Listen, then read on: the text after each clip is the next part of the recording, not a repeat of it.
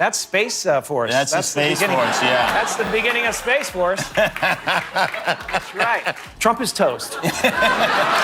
Not working.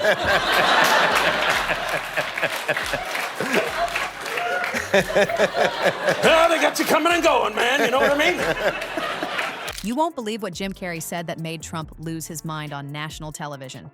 The comedian didn't hold back when he compared the former president to an out-of-service fax machine during his latest roast. Trump's reaction? Total meltdown mode at Mar-a-Lago, pacing around and yelling about Hollywood elitists while his staff tried to calm him down. This isn't just another celebrity feud, it's the latest chapter in Carrey's years-long comedy campaign against Trump, and we've got all the juicy details. Before we move on, I'd like to ask you a small favor. If you appreciate this content, please take a second to like this video and subscribe to the channel. Over 98% of you watch the videos without subscribing. It costs you nothing, but it makes a huge difference to us. So, did you click the subscribe button? Great, thank you so much. Now, back to the video. Long before Trump was having a public meltdown over a TV roast, Jim Carrey was getting under his skin in a completely different way. Did you know the guy famous for talking through his butt in Ace Ventura secretly transformed into a political art warrior? That's right, the rubber-faced comedian put down the silly faces and picked up a paintbrush to troll Trump for years. Carrey's artistic journey against Trump isn't just a footnote, it's practically an entire museum exhibition. Since 2016, he's created hundreds of scathing political cartoons that show Trump as everything from a witch to a mob boss. One of his most brutal pieces was the infamous Ill Wind drawing, where he portrayed Trump as a cloud-like creature, literally blowing America off balance. It's hard to understand what's going on. I mean, I really, one minute you feel like, oh my gosh, this is going to be, now the landslide's going to start. And then there'll be some other weaselly little, sidestep they do. Or you react to the pipe bombs. Are you afraid personally ever? Apparently, I was threatened on Twitter, so I don't know. I didn't see the thing. I heard there was, some severed goat head, and I'll see you soon, kind of thing. I get home, yeah. So I'll be asleep before my head hits the limo seat. Can I make you more comfortable? Maybe you'd like to lay your head on this phone. Carrey didn't mince words with that one, flat out accusing the orange turd of shameless lies and even treason right there in the artwork. The transformation from the mask to mask-off political critic didn't happen overnight. Carrey's early cartoons used more subtle symbolism, but as Trump's presidency progressed, Carrey's gloves came off completely. In one particularly spicy take, he described Trump as an out-of-service fax machine, noisy, outdated, and constantly jamming. Ouch. That one's gotta hurt for a guy who still thinks Twitter is cutting-edge technology. What makes Carrey's artistic trolling so effective is how precisely he targets Trump's most sensitive spots. The cartoons mock his appearance, that signature orange skin and wispy hair, his ego, portraying him as small and insignificant, and repeatedly question his legitimacy as a leader. It's like Carrey has a psychological roadmap to all of Trump's insecurities, and he's joyriding all over them. But Carrey isn't just throwing playground insults. His artwork specifically attacks what he calls capitalism without a conscience, a direct shot at Trump's business practices. One cartoon shows Trump as a vampire sucking the blood of the working class. Another depicts him selling the Statue of Liberty's torch to the highest bidder. These aren't just funny pictures. They're designed to expose what Carrey sees as dangerous corruption. All these years of artistic trolling set the perfect stage for Carrey's most devastating verbal takedown yet. You can make a bad decision about a candidate. It's not who you are. It doesn't mean you're dumb. It doesn't mean you're different. It doesn't mean, the trouble with what's happening right now is these... And so you just kind of digest the news of the day. It's an affirmation. I'm glad some good is coming out of this stuff. This is Robert Mueller. Robert Mueller putting the squeeze on the president.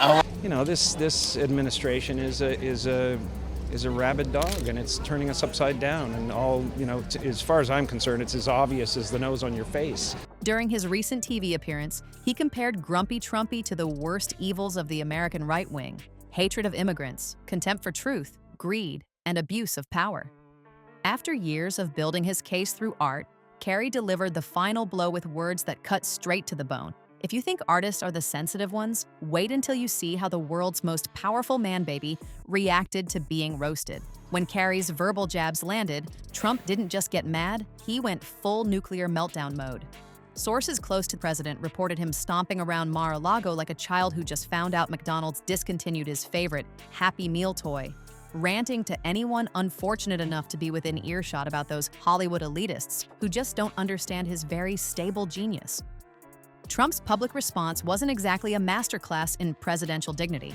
One insider described it as less of a rebuttal and more of a chaotic word vomit, with all the grace of a toddler flinging mashed potatoes. In true Trump fashion, he went straight for Carrey's career, calling the comedy legend washed up and not funny anymore, a hilariously ironic claim, considering Carrey is literally one of the most successful comedians in entertainment history. But the real comedy gold here is Trump questioning Carrey's career achievements when his own claim to TV fame came from pointing at people and saying, "You're fired" on a reality show. That's like a hot dog vendor criticizing Gordon Ramsay's cooking skills. The delusion is almost impressive. Trump's response featured all his greatest defensive hits, random insults, wild exaggerations, and his trademark "people are saying" claims, which experts note is basically Trump speak for "I just made this up, but I'm hoping you'll believe it anyway." You got to speak, man. This is not a time to clam up, and not a time to get frightened. You have to do what you have to do. This is dire. I just want to express it in a positive way. I want to turn everything painful into art. It has to do with, it's become obvious that the choice was a bad one. We just need to change it. And if you can't vote for a Democrat, at least let all this flood of information that's so negative. Meanwhile, his staff reportedly scrambled behind the scenes, desperately trying to prevent their boss from rage posting himself into another PR disaster. It's like watching daycare workers chase a toddler who found a permanent marker. Even Melania couldn't pretend to enjoy this one. She was spotted at a fundraiser looking absolutely miserable during this whole comedy feud, with body language experts suggesting she wanted no part in her husband's latest tantrum. Can you blame her? While most politicians have learned the art of fake smiling through criticism, Trump explodes like a Diet Coke can in a microwave at the slightest joke. The beautiful irony in all this is how Trump's meltdown actually validated everything Carrey had been saying about him. Every insult-laden tweet and rambling response proved Carrey's point. The former president can dish it out all day long, but absolutely crumbles when anyone dares criticize him. What we're witnessing between Carrey and Trump isn't just celebrity drama. It's political comedy doing exactly what it's supposed to do. When comedians like Carrey mock powerful figures, they're not just getting laughs. They're holding them accountable. And Trump's reactions? They're basically a gift to comedians everywhere. Analysts have pointed out something pretty revealing. When Trump responds with all those grievances and over-the-top claims, he's actually proving Carrey right.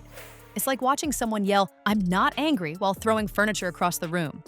Comedy has always been the little guy's weapon against the big shots who think they're untouchable. As this feud continues, one thing's for sure. Trump's thin skin will keep providing comedians with material, and his meltdowns will continue serving as the punchline he never intended to be. Orange Man mad? You bet.